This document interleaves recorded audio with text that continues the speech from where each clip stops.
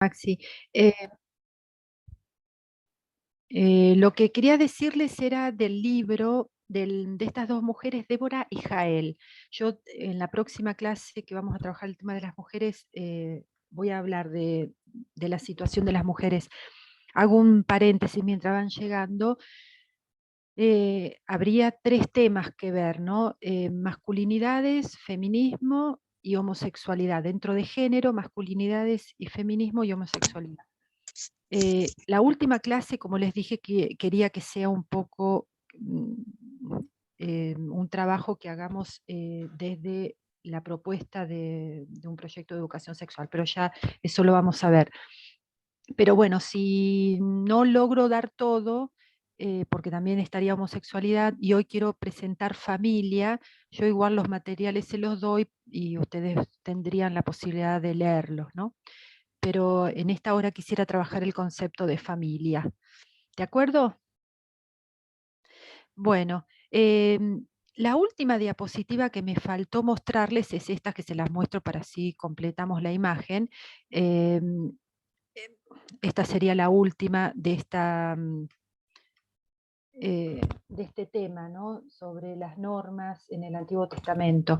Estas son las otras normas también muy fuertes que aparecen sobre el incesto, el bestialismo, las relaciones del mismo sexo, de varones. Eso es interesante porque no hay ninguna ley clara que hable de las relaciones entre mujeres, y vamos a ver por qué. Es muy, muy claro el motivo, ¿no? Después están las normas de impureza sexual, tanto de los varones como de las mujeres, ¿no? Todas siempre hay que buscar, pero bueno, no tenemos tiempo, cuál sería el fin de estas normas, ¿no? Claramente, sobre todo en el tema de las impurezas, hay algo que tiene que ver con una concepción del significado de la sangre, ¿no? ¿Qué lectura en la época antigua se hacía de la sangre? Es vida, pero también es muerte, ¿no? Y el concepto de impureza no tenemos que verlo como pecado. La impureza es algo que no te permite acercarte a Dios, pero no necesariamente tiene que ver con el concepto que nosotros le damos al pecado. Bien, vamos a las otras diapositivas. ¿Alguna pregunta hasta acá o podemos seguir? ¿Podemos seguir? Bien, vamos a las otras diapositivas que también es sobre sobre el tema, esperen que cierro esto, específicamente sobre el tema de familia, un tema ya concreto, ya nos estamos metiendo dentro de los temas concretos de la sexualidad. Espere que hasta que enganche, acá está. Bueno. Bien, ustedes, todos acá nosotros sabemos que hoy el concepto de familia con Amoris Laetitia, que va a ser las últimas diapositivas, hay un concepto de familia más alargado, podríamos decir, ¿no? Esa imagen que nosotros tenemos en los cuadros de María, Jesús y José, ¿no? Rubiecitos de ojos celestes, hermosos, todos. Hoy también esa imagen se reinterpreta, tratamos de ver, de superar esa imagen de familia Ingalls, todo perfecto, todo hermoso, sino que también vamos comprendiendo la complejidad de las familias alargadas, las familias también, mm, el caso que se da muchas veces en ciertas situaciones donde el padre no está y la madre deja a su hijo con su abuela, y para el chico su abuela es su madre, porque tampoco la madre aparece. Entonces, el concepto de familia hoy también tiene que es muy importante, no estoy diciendo que no lo sea, pero tiene también una lectura que está atravesada por la realidad. Y no esto es importante. Lo que intentamos es no hacer que la realidad entre en el sueño y la idea, el ideal, sino que hay un ideal y que ese ideal en la realidad algunas veces es difícil de vivirlo, ¿no? Pero también dentro de concepciones de familias diferentes. si uno piensa en África, las familias son mucho más alargadas y también en la India, etc. Hay otros estilos de familia. Vamos a ver qué pasaba con Jesús y la familia. ¿Qué piensan ustedes? Parece que Jesús no se lleva muy bien con su familia, va a tener muchos problemas con la familia. Vamos a empezar con esta lectura. ¿Se acuerdan de este texto? Es un texto donde hay que también situarlo. Jesús viene, eso aparece en Marcos claramente. Estamos en Marcos en el capítulo 3, al comienzo. Jesús había elegido a los discípulos, empieza a tener una actividad y empieza con problemas. La gente lo mira porque cura en sábado, porque hace milagros en sábado. Es decir, empieza a haber problemas y lo miran los grupos de poder lo miran no muy bien a Jesús, ¿no? La familia tiene miedo. Frente a esto, Marcos nos dice que la familia tiene miedo de que Jesús haya enloquecido. Dentro de este contexto, entonces, está esta cita. Esta cita específica cuenta que la familia va a buscarlo a Jesús, él está con un grupo de gente, están dentro de un lugar, ellos están en la puerta, no entran, eso también es muy significativo, y lo mandan a llamar para que salga, ¿no? Y la gente que estaba sentada alrededor de él le dijo, tu madre y tus hermanos están afuera y te buscan. Él le respondió diciendo, ¿quién es mi madre y mis hermanos? Y mira a los que estaban sentados alrededor de él y dijo, he aquí mi madre y mis hermanos, porque todo aquel que hace la voluntad de Dios, ese es mi hermano, mi hermana y mi madre. Ya empieza con esta, su vida pública comienza con esta respuesta, ¿no? Y uno dice, ¿no los reconoce a la familia? Sí, los reconoce. De hecho, María forma parte de esta nueva familia de Jesús, ¿no? Pero tiene un enfrentamiento con su familia. Lo que nos dice este autor es, bueno, acá les dejo todo para ver, ¿no? De que se presenta como una contraposición entre la familia de origen y la nueva familia. Esto es lo que va a ser constante en estos textos que vamos a ver. Como que Jesús pone por encima de la familia de origen la familia, una nueva familia, que sería la familia de amigos. Otro texto, ¿quién puede leerlo?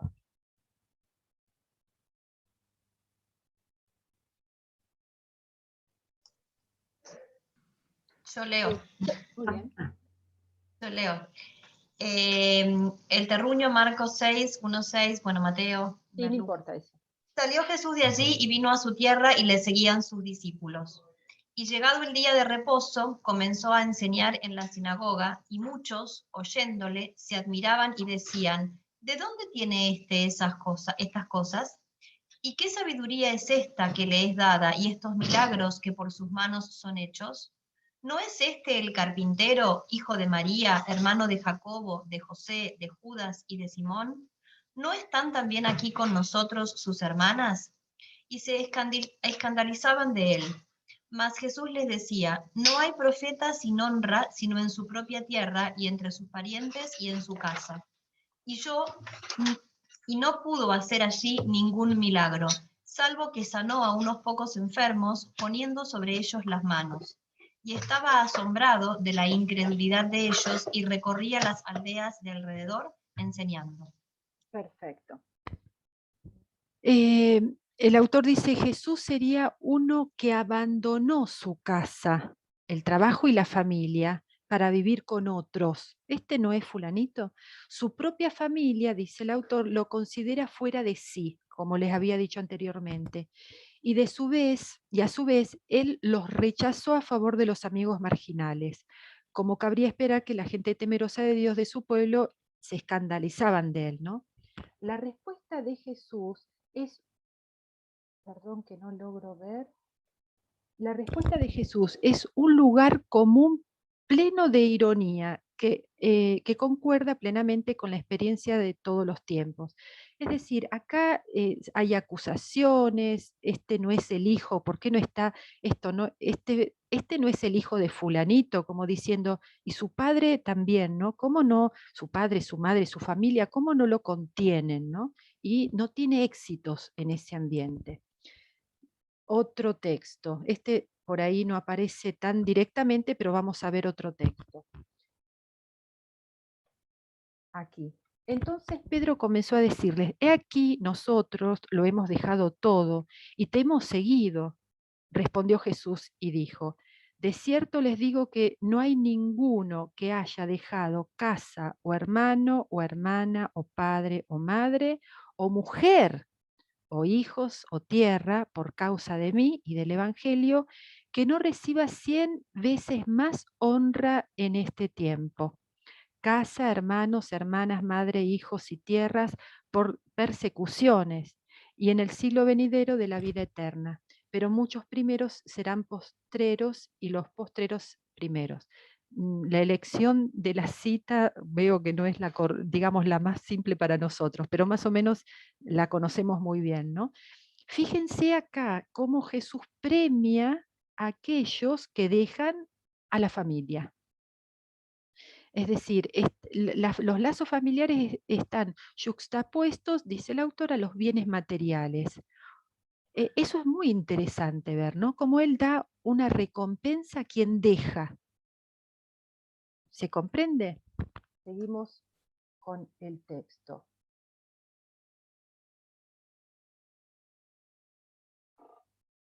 En contraste, el contraste entre misión de Jesús y los lazos familiares aparece claramente, ¿no? Va tomando color. Primero, el enfrentamiento entre la propia familia de origen y la familia que estaba reuniendo a su alrededor, lo vimos en los relatos anteriores. Segundo, en la imposibilidad de una misión dentro de la estructura familiar del terruño, donde es visto en términos de su familia de origen, no tiene suerte, no hace milagros, y ahora el mismo contraste para sus discípulos, para ser discípulos de Jesús. Seguimos.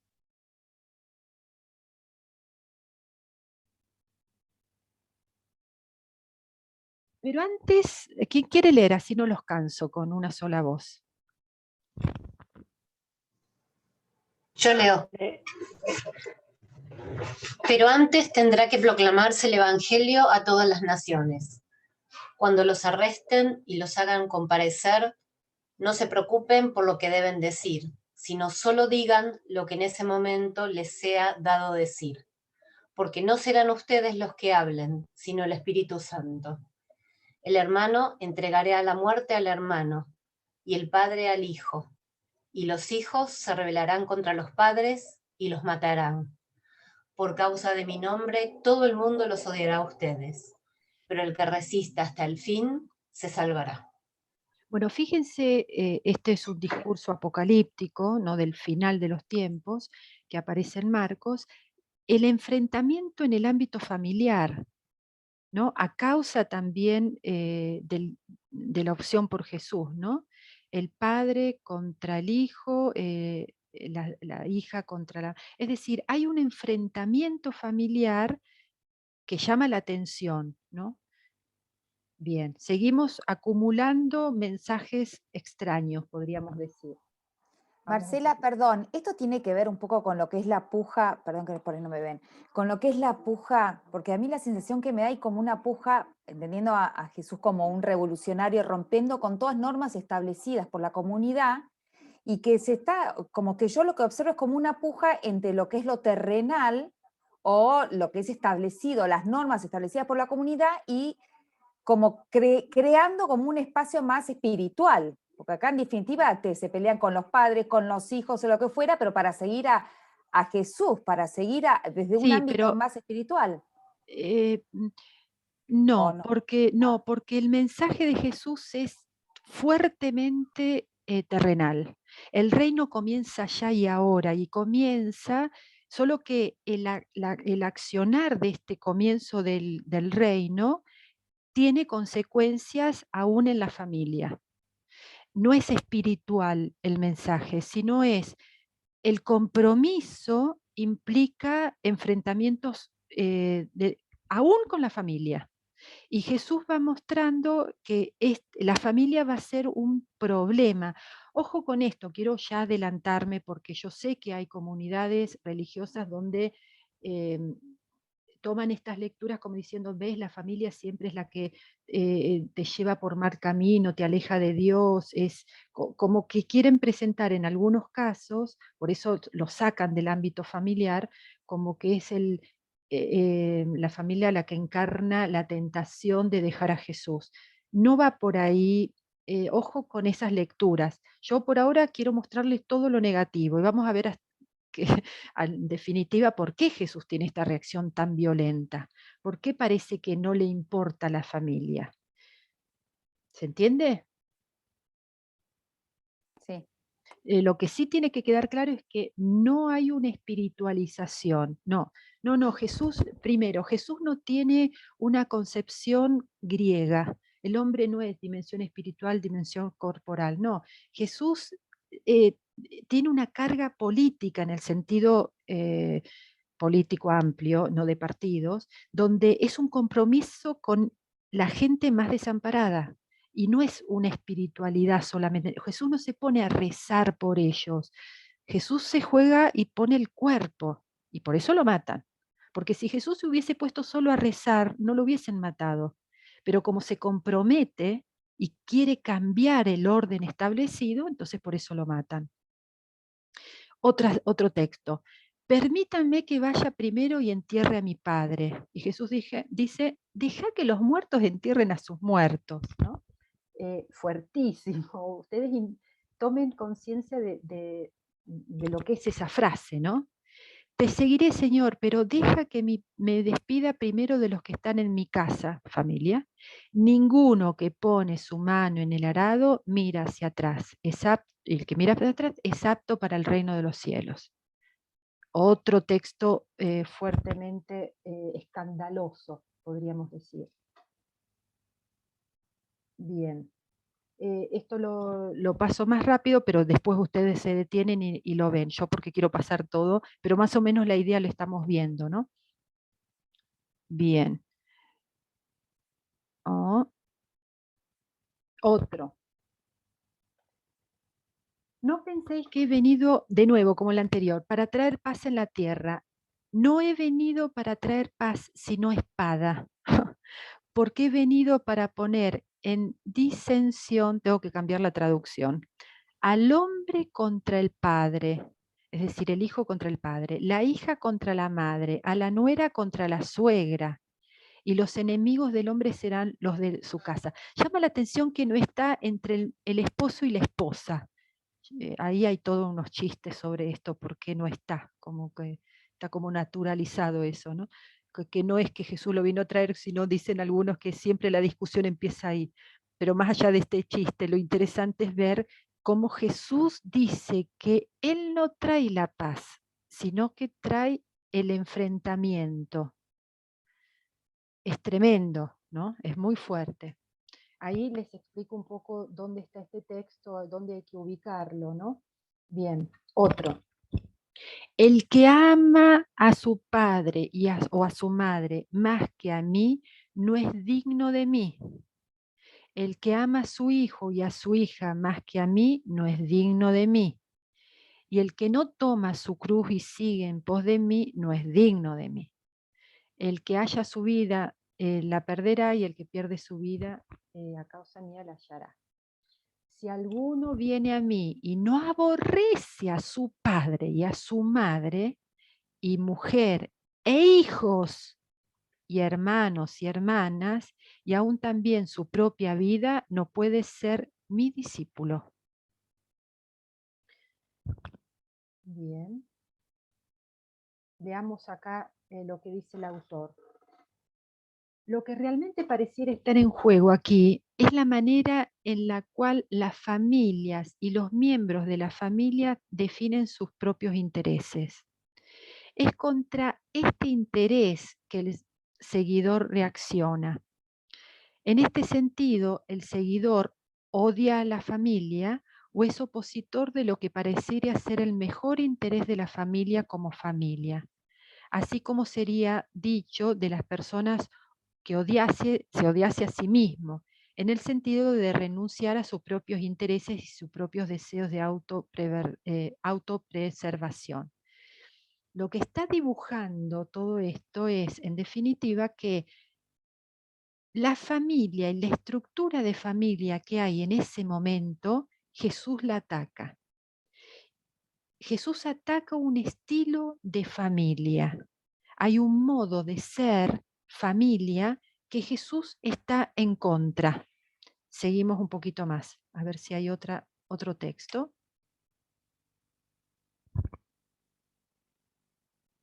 ¿Quién puede leerlos? Yo leo. Lea.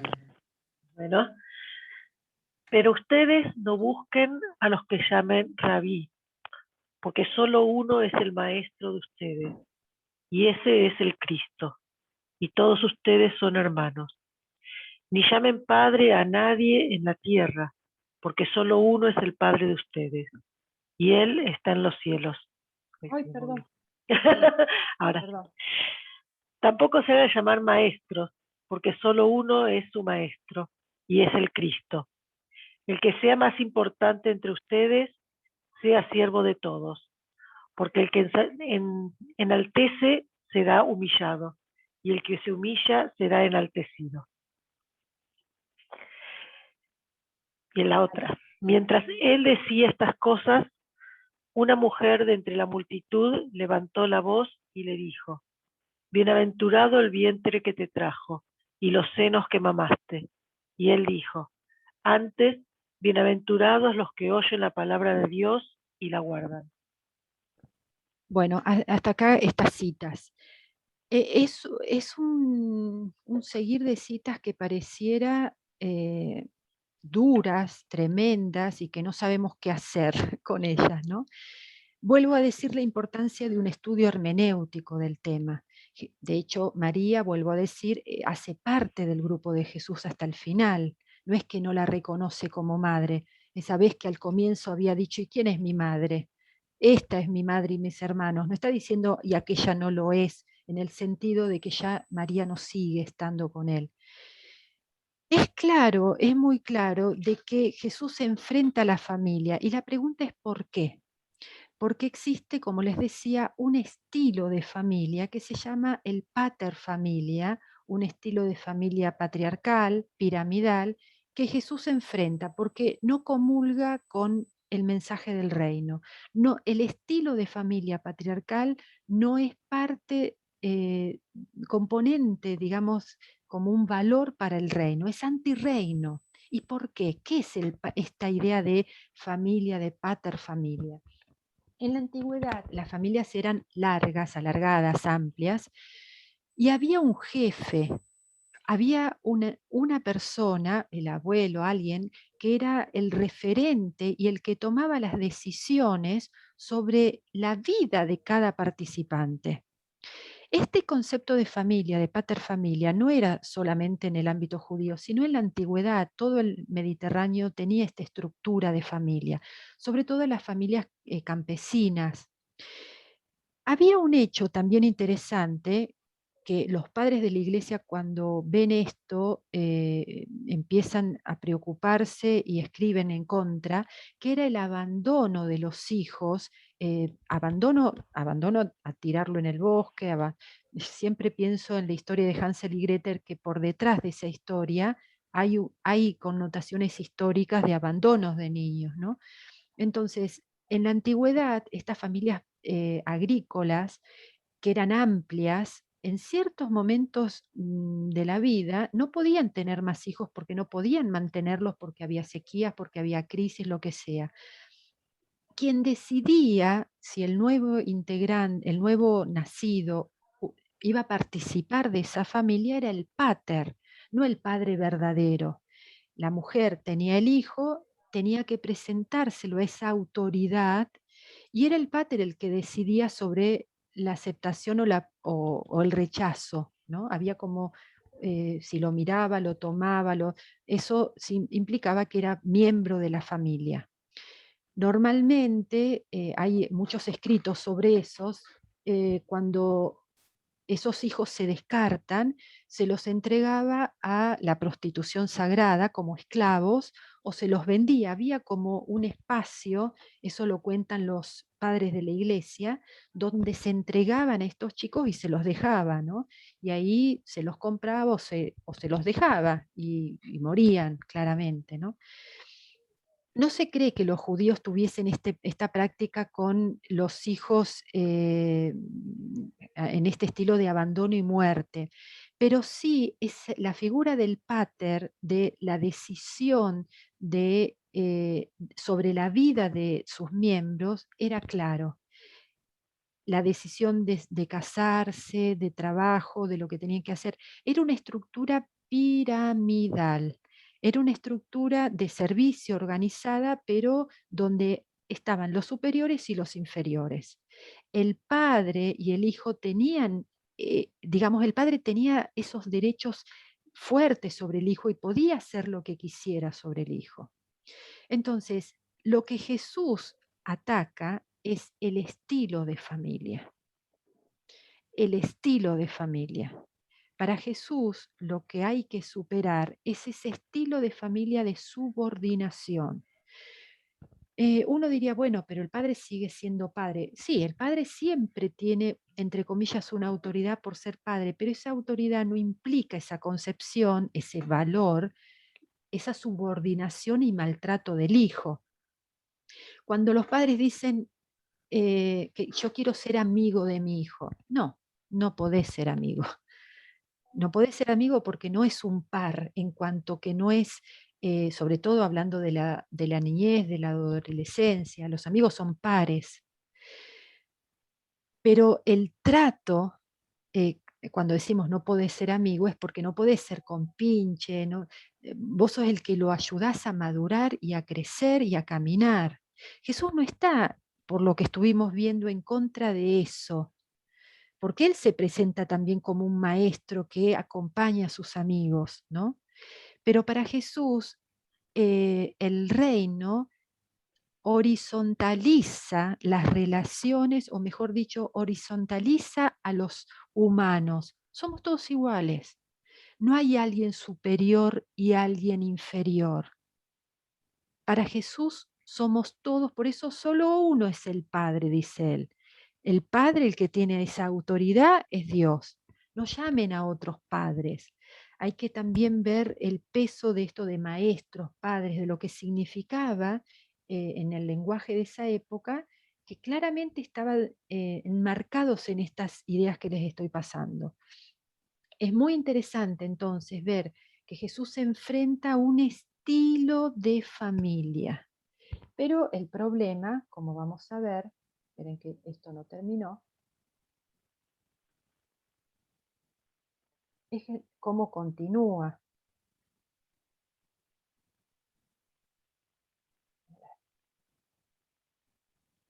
No, perdón, esperen que soy muy novata en todo esto. Ahí. Vamos a ver cómo continúa el tema. ¿Qué pasó? Bueno, no, acá, perdón, acá hay otra cita, ¿no? Cuando Jesús le dice hipócritas. Bien profetizó a ustedes Isaías cuando escribió: este pueblo me honra en los labios, pero su corazón está lejos de mí. No tiene sentido que me honren si sus enseñanzas son mandamientos humanos, porque ustedes dejan de lado el mandamiento de Dios y se aferran a la tradición de los hombres. Qué bien invalidan ustedes los mandamientos de Dios para mantener sus propias tradiciones. Desde esta lógica hay que leer estos textos, de los que estamos diciendo ahora, ¿no? Es decir, ustedes concéntrense en que Jesús tiene una obsesión y vive para esa obsesión, porque no hay tiempo. Jesús considera que el fin del tiempo está llegando también. Entonces, su obsesión es traer el reino. Y el reino se se personifica en sus gestos, en su vida, en su presencia, pero nos invita o los invita a sus discípulos a practicar en las acciones la venida del reino. El reino son todo aquello que nos hace, diríamos hoy, humanos, hermanos, nos hace iguales, pero no en el sentido comunista, donde desaparece la individualidad, sino en la consideración del valor. No hay alguien superior a otros. Somos todos hijos de Dios. Pero ¿qué pasó luego? A medida, esto lo vamos a ver con el tema también de las mujeres, a medida que se van alejando los relatos, o mejor dicho, se van alejando de la vida histórica de Jesús, estas construcciones, escritos que se van dando, van a hacer fatiga en sostener en sus escritos cierta radicalidad de Jesús y hasta llegan a traicionar a Jesús. Ya lo vamos a ver con el tema de las mujeres, pero ahora vamos a ver un poquito con el tema de la familia. Las cartas de tradición pospaulinas, Colosenses, Efesios y Pedro, tienen estos famosos códigos domésticos de cómo vivir, digamos, ¿no? Son códigos de la familia. Y fíjense algunas citas. Mujeres, sed sumisas a vuestros maridos. Hijos, obedeced a todos a vuestros padres. Esclavos, obedeced a todos a vuestros amos. ¿Ven cómo se refuerza? Y vamos a ver en el próximo encuentro que los refuerzos, para sostenerlos, van a recurrir al Antiguo Testamento. No pueden recurrir a Jesús para sostener estas frases. Estas frases, entonces, marcan en cierta medida como una traición a los valores de Jesús, ¿no? A esas opciones. Y uno dice, bueno, ¿y por qué están ahí? Porque no hay que reducir todo el texto a estas frases. Lo que hay que saber es interpretar el texto. Acá aparecen otras. Bueno, ustedes esposas respeten a sus maridos como conviene al Señor, ustedes esposas amen a sus esposas y no las traten con dureza, trátenla pero no con dureza. Ustedes hijos obedezcan a sus padres, etc. Cultiven entre ustedes la mutua sumisión en temor de Dios. Ustedes los casados honren a sus propios esposos como honran al Señor, porque el esposo es la cabeza de la mujer, así como Cristo es la cabeza de la iglesia, la cual es su cuerpo, etc. Fíjense que dice, el esposo es la cabeza. Esposos amen a sus esposas, así como Cristo amó a su iglesia. Después dice, el que ama a su esposa se ama a sí mismo. Nadie que no odia jamás a su propio cuerpo. No, perdón, estoy salteando por ir más rápido y no lo estoy haciendo bien. Vamos de nuevo acá. Esposos, amen a sus esposas, así como Cristo amó a la iglesia y se entregó a sí mismo por ella, para santificarla. Él la purificó en el lavamiento del agua por la palabra, a fin de presentársela a sí misma como una iglesia gloriosa, santa e intachable. El que ama a su esposa se ama a sí mismo. Nadie ha odiado jamás a su propio cuerpo, sino que lo sustenta y lo cuida, como lo hace Cristo en la iglesia, porque somos miembros del cuerpo y de la carne y de sus huesos. Por eso el hombre dejará a su padre y a su madre y se unirá a su mujer y los dos serán uno solo. Bueno, etcétera. Dejo hasta acá, porque si no me extiendo. Pero da mucho para hablar del texto porque tiene varias aristas y varios puntos para entrar. Solo quiero que nos concentremos en este punto. Es decir, aparece una seguidilla de textos después de la historia de Jesús, donde vuelven a caer en esta visión de familia vertical. Por supuesto, amando a la mujer, dejando a la familia para unirse. No está diciendo que hay que tratarla mal o hay que volver a cómo se podía tratar en otra época, dentro de cierto respeto y cierta situación que también el mensaje de Jesús estaba trayendo. Pero la estructura pater-familia no logra erradicarse. La pregunta es ¿por qué? Algunos biblistas consideran que uno de los motivos pudiera ser que ustedes piensen que los primeros cristianos que vienen de la comunidad judía, son judíos cristianos, vienen de las clases bajas pobres. Cuando se penetra el imperio, con el tiempo va entrando en las clases altas. Y ahí es donde los padres de la iglesia empiezan a elaborar las teologías. Pero en el periodo de las persecuciones, que son estos 3 siglos antes de que el imperio se haga cristiano, es un periodo donde los cristianos con fatiga están intentando entrar en el imperio sin que los maten. Y también creando el mensaje para crear conversiones, ¿no? Es decir, la misión de la conversión es un punto clave en esta época. Entonces, por un lado, frente a una población, los paganos, que no saben mucho de los judíos, no quieren mostrar frente a ellos que se oponen totalmente a toda la cultura pagana, sino que también ellos como expaganos tienen ciertas costumbres que el cristianismo las acepta, ¿no? Entonces hay ahí una lucha que tiene que ver con el reconocimiento de esta nueva comunidad que quiere ser misionera y ser aceptada, que no descarta esos valores que estas sociedades tienen, como por ejemplo la familia, esta familia clásica, porque enfrentar la familia clásica, el que tuvo coraje fue Jesús. Después, pocos tuvieron ese coraje, porque es parte de la sociedad realmente, de la estructura social, de su maneje, de su forma de ser de la propia sociedad. Entonces, Jesús no tiene problema de enfrentarla, porque él tiene claro lo que quiere. Él quiere mandar y vivir el reino, mandar el mensaje y vivir el reino. Ya los otros empiezan a hacer un poco de fatiga. Y es maravilloso ver esto, no hay que esconderlo, porque ahí uno se da cuenta que la Biblia es palabra humana también.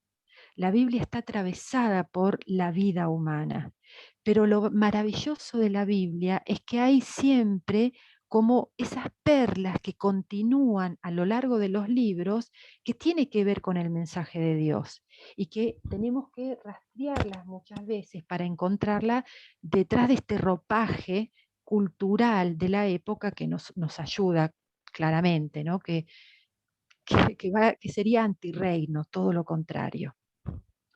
Yo después lo que les quería mostrar, pero como faltan pocos minutos lo dejo acá, igual las diapositivas después se las dejo. Si ustedes van al magisterio y por ejemplo leen la Cástico Nubi, que es de Pío XI, estamos en el 1930, van a ver cómo el Papa en esa encíclica habla también de la sumisión, de que la mujer no es igual al varón, es decir, sostiene esa estructura de familia y estamos en 1930. El que hace un salto importante es Amoris Laetitia, donde hay realmente un proceso de cambio. Claramente, tenemos que reconocer el concilio. El concilio es un espacio también donde todos los obispos del mundo entero van mostrando también sus propias realidades y hay unos mensajes también muy interesantes sobre una familia más justa, podríamos decir, más amorosa.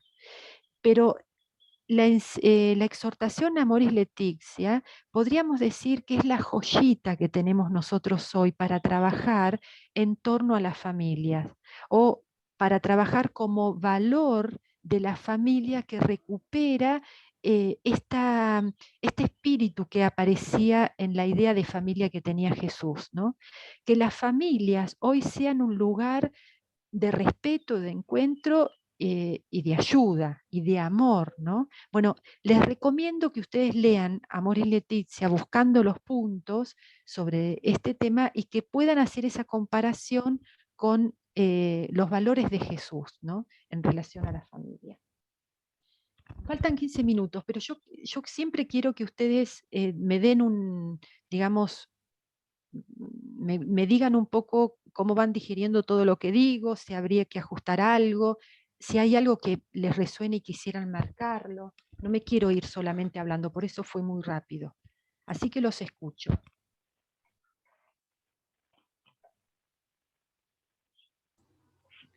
A mí me resulta muy claro, digamos, todas estas aclaraciones que que vas haciendo en función, digamos, de, por ejemplo, de lo que significan las palabras, que tiene que ver mucho, ¿no es cierto?, con esto que decimos de contextualizar lo que se dice, que muchas veces uno interpreta desde lo que nosotros entendemos. Entonces, por ejemplo, se me viene a la cabeza esto de que María no había conocido varón. Y nosotros, bueno, decimos, María, ¿cómo que no conoció varón? Y bueno, el no conocer varón aludía claramente a no haber tenido relaciones sexuales.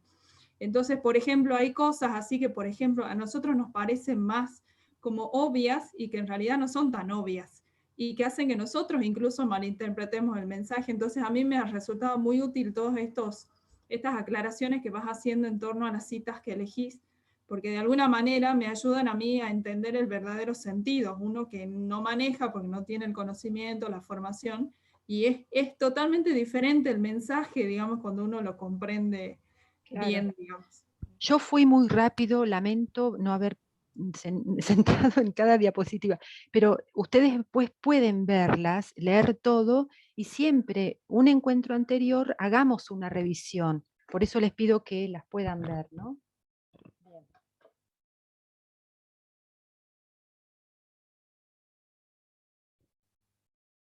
Pensemos un poco qué pasa con cada uno en el ámbito donde se encuentra. Estas nuevas familias. A ver, ¿qué pasa? ¿Somos catequistas? ¿Tenemos estas nuevas familias? ¿Qué decimos? ¿Qué podemos decir? ¿Qué mensaje evangélico podemos transmitir? Vamos a suponer que tenemos un curso donde hay grupos o chicos con familias no clásicas.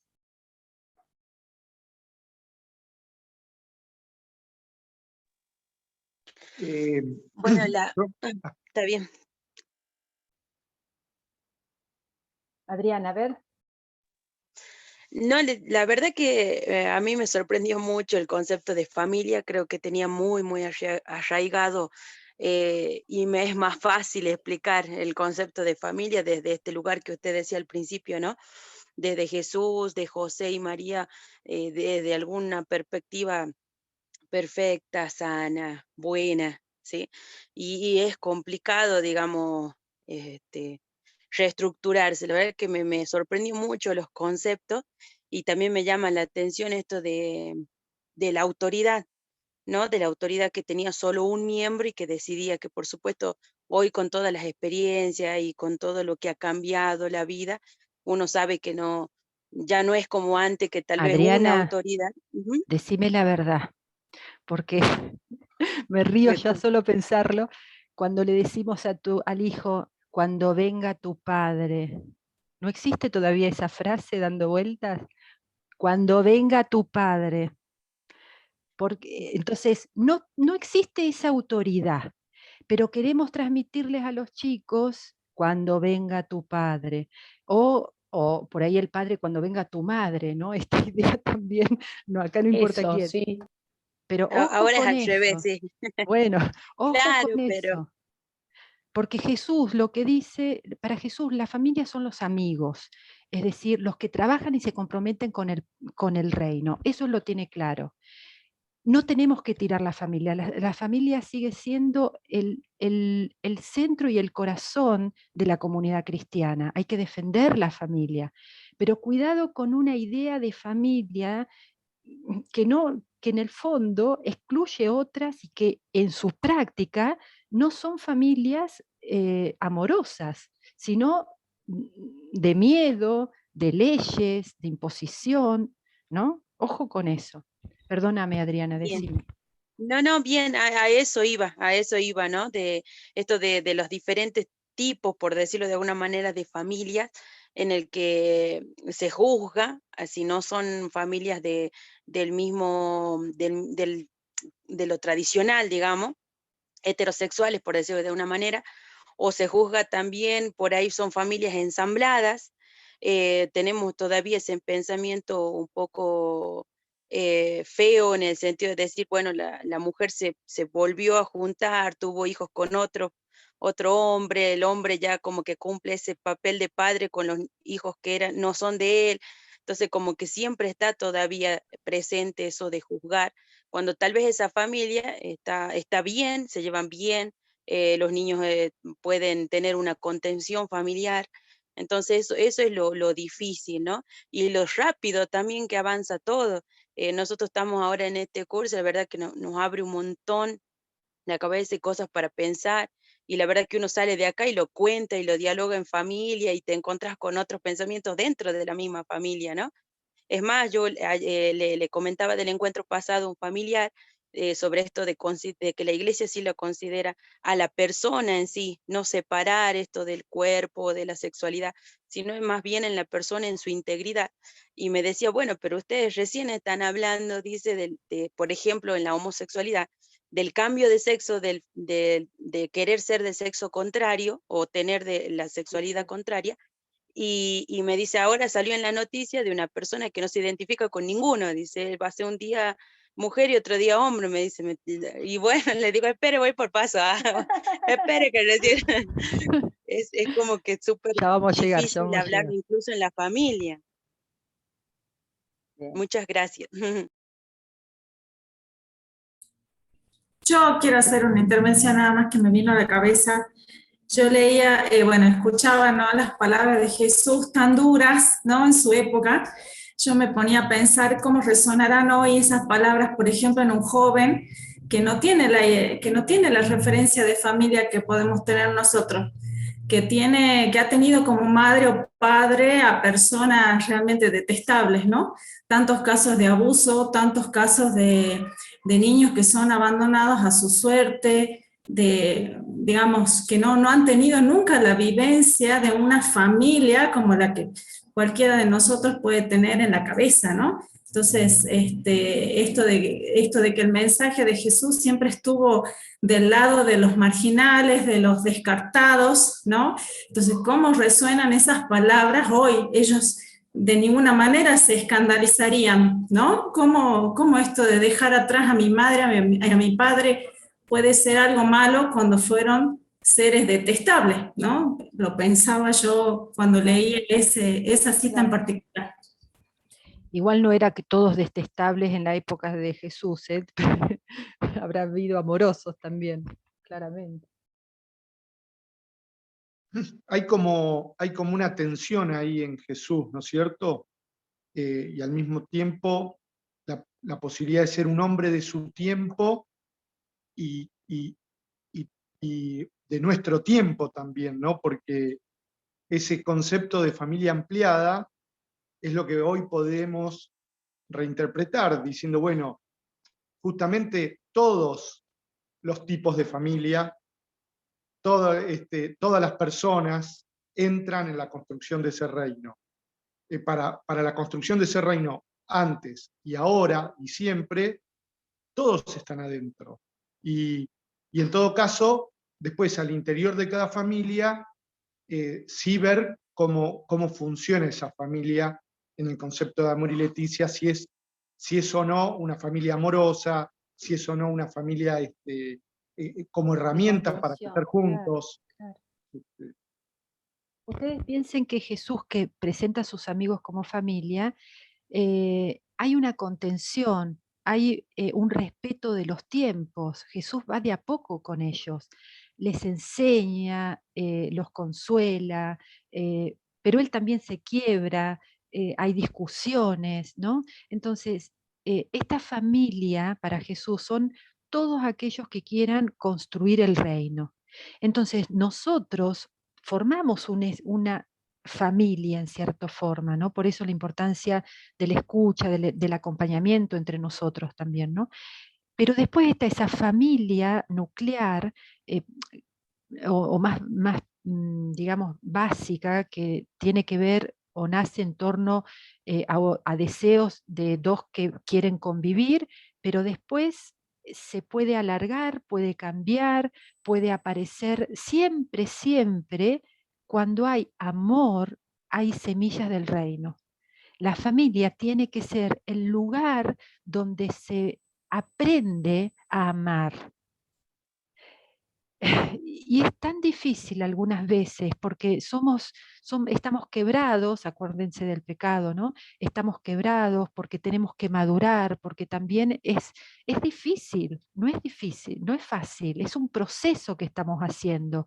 Pero en nuestro corazón lo que tiene que latir con fuerza es el deseo de ser sinceros y amorosos, aunque algunas veces no logremos hacerlos, ser sinceros que realmente queremos ayudar, si lo digo en lenguaje ético, a ser buenas personas, ayudar a que todos seamos buenas personas. Eso es lo que tiene que importarnos en definitiva. ¿Se entiende? Una cosa que quería aportar era, trayendo la consigna que vos recién dijiste, que hacemos en el aula, y yo me preguntaba, o pensaba en los colegios que levantan paredes, ¿no? Y el que se inscribió antes de levantar la pared, bueno, contamos con estas familias, pero no inscribimos a estas nuevas familias. Entonces, si viene papá a anotar a su hijo, mamá a anotar a su hijo, no le inscribimos. Y políticamente correcto le decimos otra cosa. Y eso tiene un entramado hacia afuera y hacia adentro, de esta pared, ¿no? Entonces, los que entraron, bueno, tenemos que lidiar con esto. No es mi pensamiento, por supuesto. Y esto tuvo que ver, creo yo, también con la ley de matrimonio igualitario. ¿Qué es lo que se estaba poniendo en juego? Si era una ley civil. Claro, ¿quién se ahorra el poder de definir lo que es una familia normal? Es más, Carlos. Yo me acuerdo, y ya terminó, me acuerdo cuando nos obligaban a rezar por la familia de Nazaret. Repitan, chicos, María, José y Jesús. Y yo tenía un alumno de 5º año que me decía, pero María no tuvo un hijo con otro, no es de otro. Y José después no desapareció. Bueno, recemos por esa familia que es cercana a la mía. No, y un hijo que se dice ser, ¿no? Es decir, dentro de una mirada externa, cuando nosotros hablamos de la Sagrada Familia, claro, nosotros conocemos y sabemos lo que queremos decir, le damos un sentido, pero alguien de afuera, como decía Carlos, ve que ahí, digamos, de normal no aparece mucho. Una virgen que dice que tiene un hijo, estoy haciendo una lectura desde afuera, ¿no? No desde la fe, sino desde afuera, es decir, un padre que no se cuenta más, que no desaparece, y un hijo que termina muerto en la cruz por enfrentarse. Entonces, no parece la familia Ingalls así dulce y amorosa, ¿no? Entonces, bueno, cómo uno construye un deseo que algunas veces, pensando que ese deseo es real, no, realmente, objetivamente, tiene estas connotaciones, que Jesús habrá sufrido, se habrá enfrentado, era un humano que se habrá enfrentado, habrá luchado, pero descubre ese drama de las familias de su tiempo y de su propia familia, por eso los deja. Yo lo que rescato a partir de lo que dijiste hoy, Marcela, que muchas gracias porque nos estás abriendo la cabeza de una manera tremenda, es, bueno, como vos dijiste en algún momento, Jesús tenía un rol político, ¿no? A nivel de sociedad. Pero lo que yo veo a partir, o lo que yo, digamos, concluyo a partir de todo lo que mostraste hoy y de pasajes del Evangelio, de cosas que realmente pasaron y que Jesús dijo, según esos testigos, Jesús pateó el tablero tremendamente, tremendamente, y es un quien quiera oír que oiga, ¿no? De alguna manera. Pero fundamentalmente, más allá de cuestionar, bueno, ¿quién es mi familia? ¿Verdad? ¿Quién es o sea, mi progenitora, mi progenitor, los que nacieron del mismo vientre, por pensar en una familia, entre comillas, tradicional, o lo que tradicionalmente pensamos que es la familia? Fundamentalmente él rescata a esa persona de espíritu libre que decide seguir a Dios y tener a Dios como ideal, y a partir de ahí derrama esto que vos decías de lo amoroso de la interrelación humana. Si vos tenés a Dios allá, digamos como norte, como tu meta, nada puede estar mal, nada puede salir mal. Digamos, es, entre comillas, ¿no? Mi filosofía barata y zapato de goma. Si vos tenés ese ideal primero, todo va a derramar amor. Y no importa ya si es el rol de la mamá, el papá, el coso, si es, ay, tiene dos mamás, hay dos papás, cómo te identificás en cuanto al género, porque también hay que hacer esa distinción de sexualidad y género. Si sos travesti, si, qué sé yo, y como vos decías, ¿no? Sos buena persona, lo tenés a Dios ahí arriba como meta para imitar en su amor y en su solidaridad y en su compañerismo. Bueno, y a partir de ahí, todo es amoroso. Sí, y aclaremos que a Dios, para nosotros, ¿qué Dios? Como habíamos dicho el primer encuentro, el Dios de Jesucristo, no el Dios que nos conviene a nosotros, ¿no? Y que tampoco eso es fácil, porque es el Dios de Jesucristo.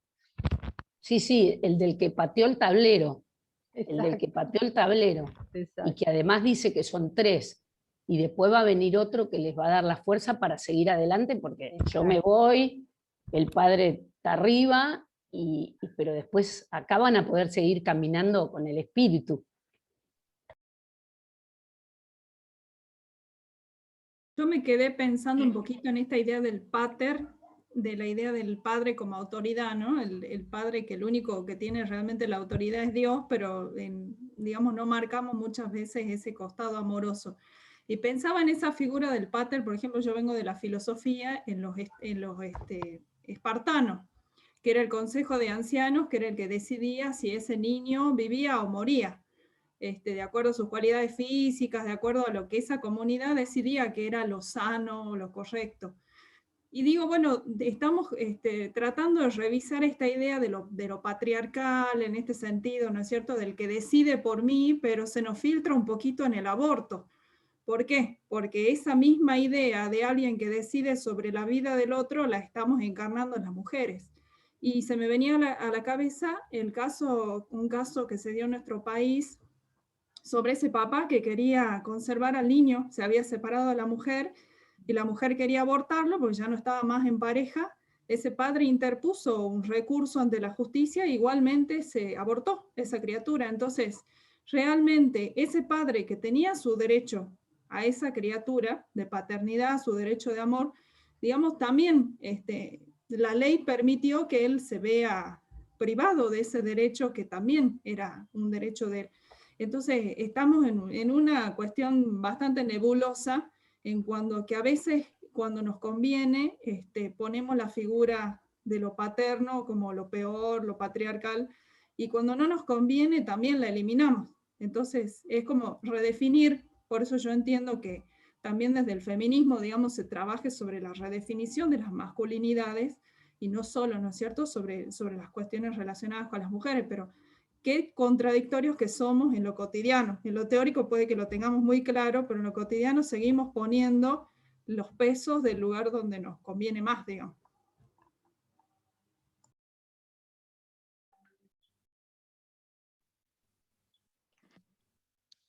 Yo me quedo, Marce, con primero lo que decías hace un rato de que la familia Ingalls no existe. Yo diría que nunca existió, que a veces hubo estructuras que la intentaron sostener y mostrar que se podía, y no existió nunca, ni en la época de Jesús, ni antes, ni después, ni ahora. Me quedo con la frase también que decías de que Jesús tuvo el coraje de enfrentar la familia clásica. Y sí, fue soltero, fue un tipo soltero, y no por eso no tuvo familia, porque bueno, siguiendo con lo que decías de frente a una realidad en un aula o en un ámbito, en un lugar donde hay muchas familias, bueno, se pueden trabajar muchísimos rasgos desde el Evangelio de lo que es ser familia, y que, como decían algunos de los que participaron recién, no por tener la misma sangre necesariamente somos una familia, o no sé si somos plenamente una familia, pero quizá hay, yo que soy hijo único, siempre me veo identificado con una realidad familiar que está compuesta por algunos amigos muy cercanos, primos, otras personas, y no siento para nada que no tenga la familia, y apoyo completamente eso de Jesús y lo de patear el tablero también que decía una de las chicas recién, porque es así, ¿sí? Y bueno, te agradezco por abrirnos la cabeza, como decías recién. Yo soy un privilegiado porque hace muchos años que me abrís la cabeza, hace como 15, éramos muy jovencitos. Y muy jovencitos, así que es una alegría poder seguir compartiendo estos espacios con vos, donde nos iluminás mucho. Y bueno, en esta orden de San Agustín, que también le agradezco a Max y a Javier por esta propuesta desde la orden, y creo que no puede quedar acá, creo que como acá hay directivos también, algunos que somos agentes de pastoral, bueno, cómo después tenemos que trabajar esto, porque no puede quedar en unos hermosos encuentros que tuvimos, sino que esto tenemos que hacerlo vida en nuestras comunidades, y ahí nos queda el desafío. A la orden, a los religiosos y a los que trabajamos también en la orden, cómo llevamos esto en serio, que cuando llegue una ESI, planteemos la ESI en serio, y cuando llegue un espacio formativo o una EMI, no el encuentro con los docentes, bueno, planteemos estas cosas, porque si no quedamos segmentados, nosotros que disfrutamos esos encuentros, pero después qué pasa, y después qué pasa, y que esto tiene que hacerse vida en las comunidades. Será difícil, será complicado, pero creo que tiene que ser una prioridad. Yo me quedaba, Marcela, con un detalle de Pablo, ¿no? Como catequista. El coraje, la sabiduría. Me encantó este análisis que hiciste, ¿no? De los textos donde Jesús, bueno, no voy a repetir todo eso, y me sorprendía esto que leías, ¿no? De la carta de los Efesios, donde Pablo, nadie puede dudar que conoce el espíritu de Jesús, ¿no? Lo vivió en carne propia de la misericordia y demás. Sin embargo, es como que recorta de alguna manera por adecuarlo a la realidad y en pos de la evangelización, ¿no? Ale, mí... espera que te quiero aclarar una cosa. No son escritos de Pablo estos. Ah, pensé que era de Pablo. Son post-paulinos, es decir, entonces por eso es importante aclararlo. Mira, yo siempre tuve la carta de los Efesios como de Pablo. Espera, ahora por ahí me estoy equivocando yo, la que les presenté a ustedes era de Efesios. Claro, Efesios 5. Bueno, ahora después me voy a fijar, pero... bueno, no es Pablo, es eso, pero digo, la capacidad de, porque yo no lo veo como algo, una vuelta atrás, yo digo, bueno, ¿cómo adecuo esa verdad y la dosifico? Porque no es que se volvió para atrás, sino que incluyó el amor, el respeto y la libertad, para que el otro lo pueda recepcionar, ¿no? Aunque eso implique de alguna manera un recorte, si vos querés, en lo dicho de Jesús. Me parece una tarea catequística extraordinaria, donde lo que prima es el amor, el respeto y la capacidad de poder llegar a que Dios ilumine a ese, ¿no? Me parece, bueno, muy actual para nosotros esto, ¿no? Para presentar estos temas, siempre vamos a tener la revelación o lo que uno, y el ser humano delante, ¿no? Y acá me parece que esta adecuación es... claro. No sé, perdón que me meto ahora, ya es por el tiempo, para ir cortando, para respetar el tiempo que habíamos pautado del inicio. Estaba con mucho presura de poder cortar la participación, que se está volviendo rico, cómo va resonando lo de Marcela. Pero bueno, disculpen que lo vaya a ir cortando, no sé si Marcela quiere ir cerrando, así yo también...